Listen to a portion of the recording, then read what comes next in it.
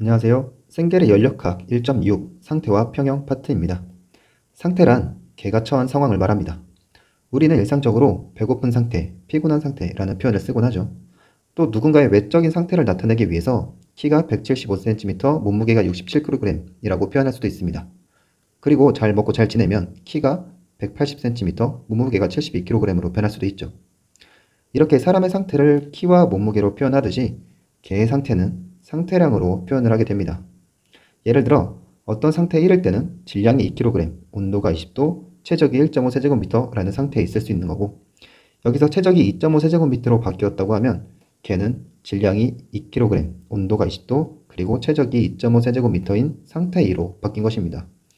이 상태 1과 상태 2는 서로 상태량이 동일하지 않기 때문에 마찬가지로 서로 다른 상태에 있다고 말을 합니다.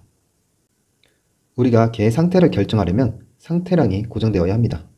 온도가 20도에서 21도로 바뀌고 다시 22도로 바뀌는 중에는 온도가 몇 도라고 딱 말할 수가 없잖아요. 그래서 상태량이 고정되어서 상태를 결정할 수 있을 때 평형 상태에 있다고 말합니다. 연력학은 이러한 평형 상태를 다루는 것입니다. 평형이란 균형이 이루어진 상태를 말하며 개 내부에 불균형한 포텐셜이 없는 상태를 말합니다. 여기서 불균형한 포텐셜이 없다는 것은 개 내부에서 질량의 흐름이나 에너지의 흐름이 없는 상태를 말합니다. 왜 이렇게 설명했는지는 4가지 평형 상태를 소개하며 설명하도록 하겠습니다. 첫째로 열적 평형입니다. 개 내부에서 온도가 모두 균일한 상태일 경우 열적 평형에 도달했다고 말합니다. 20도의 물과 60도의 물을 똑같은 양을 넣고 섞으면 처음에는 온도가 여기저기 다르다가 결국 40도로 균일한 상태가 됩니다. 이때 열적 평형 상태에 도달했다고 말합니다. 우리는 온도의 차이가 있으면 열이 흐른다는 것을 알고 있죠. 처음에 20도와 60도일 때는 온도의 차이가 있기 때문에 온도가 높은 물에서 낮은 물로 열이 흐릅니다. 즉 에너지의 흐름이 있었던 거죠. 온도가 변하는 과정에서도 마찬가지로 열이 흐르고 있습니다. 그러다가 이 40도로 동일해지면 이 내부에서 더 이상 온도 차이가 없기 때문에 더 이상의 에너지 흐름도 없게 되는 것이죠. 그래서 열적 평형에 도달했다고 말할 수 있습니다. 둘째로 역학적 평형 상태입니다. 압력과 관련된 것으로 압력 차이에 의한 질량 흐름이 없는 상태를 말합니다. 이 역학적 평형은 개에 작용하는 압력이 항상 같아야 하는 것을 말하진 않습니다. 중력이 작용하는 경우 압력이 다르더라도 역학적 평형이 될 수 있습니다. 오른쪽 그림을 보면 아래로 중력이 작용을 하고 있는데요. 이 아래쪽에 압력이 높고 위쪽은 압력이 낮은 분포를 보입니다. 그에 따라서 아래쪽에 밀도가 높은 기체가 보이고 위쪽은 밀도가 낮은 기체가 보이게 되죠. 그 과정에서 질량의 흐름이 발생을 했었던 것이고요. 그러다가 중력과 압력이 서로 균형을 이루어서 위아래로 질량의 흐름이 발생하지 않게 되면 그때 역학적 평형 상태에 도달했다고 말할 수 있습니다. 연력학 문제에서 중력의 영향은 작음으로 대부분 무시됩니다. 그러면 결국 개의 내부에서 압력이 균일한 상태일 경우 역학적 평형이라고 말할 수가 있게 됩니다. 그래서 중력이 없는 경우 이렇게 위아래로 밀도와 압력이 모두 균일한 상태일 때 역학적 평형에 도달한 상태라고 말할 수가 있는 것입니다. 세 번째는 상평형입니다. 상변화가 있을 때 두 상의 질량이 일정하게 유지되는 상태를 말합니다.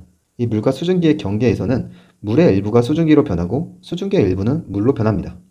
개에서 물이 수증기로 되는 비율과 수증기가 물로 되는 비율이 같을 경우 물과 수증기의 양은 일정하게 유지가 되겠죠. 이러할 경우에 상평형에 도달했다고 말을 합니다.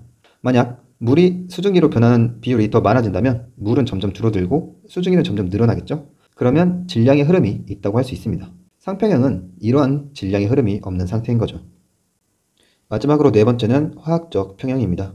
상변화와 비슷하게 화학 반응이 있을 때 반응물과 생성물의 질량이 일정하게 유지되는 상태를 말합니다.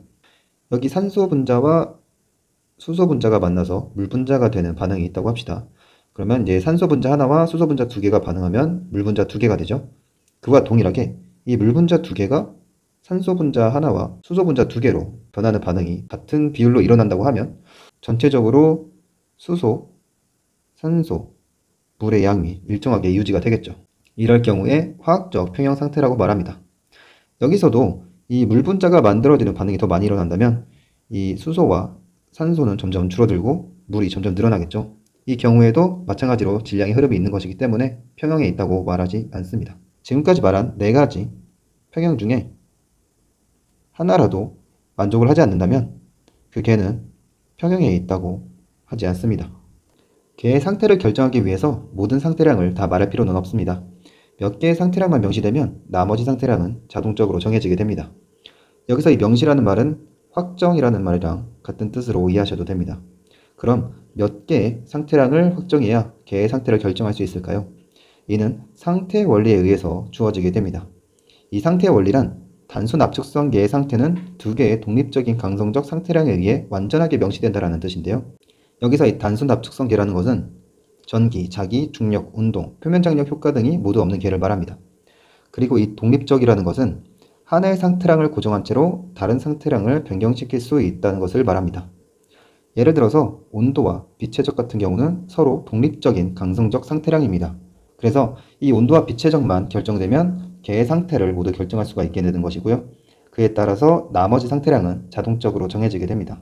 또한 일반적으로 이 단일상에서는 압력과 온도도 서로 독립적입니다. 하지만 상 변화가 있는 경우 압력과 온도는 더 이상 독립적이지 않고 서로 종속적이게 됩니다. 우리가 높은 산에서 밥이 설익는다고 하죠. 그건 압력이 낮아지면서 끓는 점도 같이 낮아지기 때문입니다. 이 경우 압력이 변함에 따라서 온도도 같이 변하기 때문에 온도를 일정하게 고정시키고 압력만 바꾸는 경우는 할 수가 없게 되는 것이죠. 그래서 이 상변화가 있는 경우는 압력과 온도 두 상태량으로는 상태를 결정할 수가 없고 다른 상태량이 정해져야지 상태를 결정할 수 있게 됩니다. 이번 강의는 여기서 마치도록 하겠습니다.